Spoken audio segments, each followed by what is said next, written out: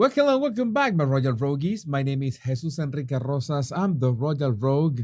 And tonight we have some really juicy gossip regarding the upcoming months of the Harkles and how Meghan is beyond upset in an ugly meltdown because Harry is taking all the attention to himself and for all the wrong reasons, including, but not limited to, the scandal at African parks.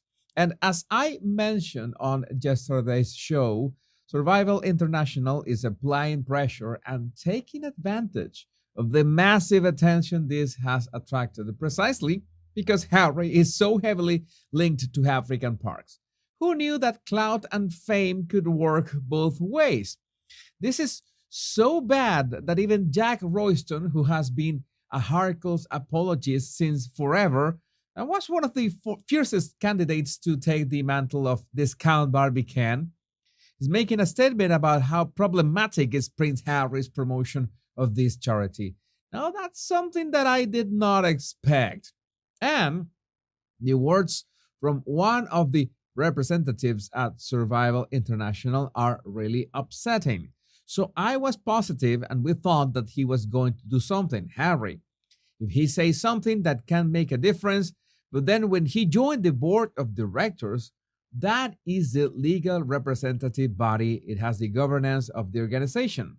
That's when we thought, why is he joining the board of an organization that we have just told him has human rights abuses and which the CEO hasn't been very helpful?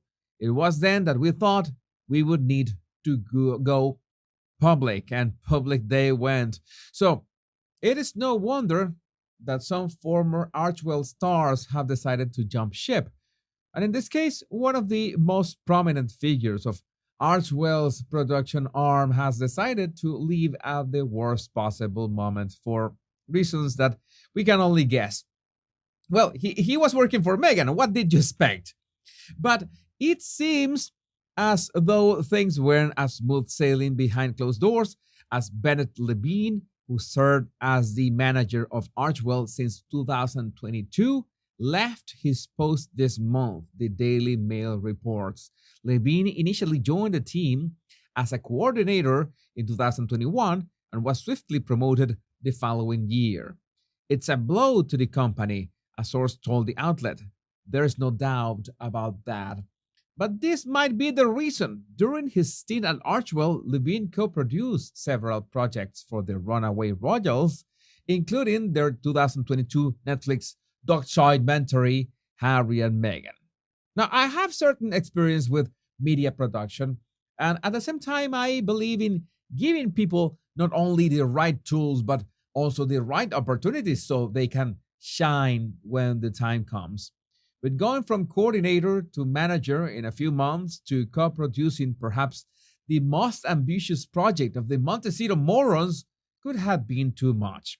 And remember that the role of a producer is to decide if something can be actually done. It's the executive part of the process.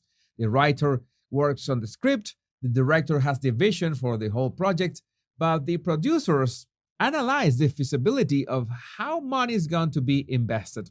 So you can imagine that when it comes to working for the Harkles with money and resources and having to answer Meghan's emails in the middle of the night, that I'm sure that's a lot more than many people can withstand.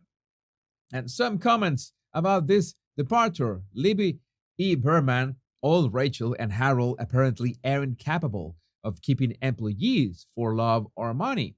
Even taking them out on date night hasn't secured them. Expensive lunches just aren't succeeding here. Rat's bullying past may be haunting her. And JDP, I'm holding out for the nannies bear all tell all exclusive to which Netflix would probably embark us on a 10-season series. And in a completely unverified gossip that can be absolutely not true, but it really sounds like the Harkles, Rocco's mom shared this. Good morning to everyone except the D-lister, the Grifton D-lister who's now resorting to empty threats. In a flaming argument with the WME boss, she threatened to use her royal connections to damage his agency. What royal connections? He replied. They all hate you. And I remember that I did a very fun video about the meltdown that Ari Emanuel, Meghan's current PR boss, had with her for making that endgame switcheroo with the Dutch publisher and making those racist allegations about the king and Catherine. That didn't go too well behind closed doors.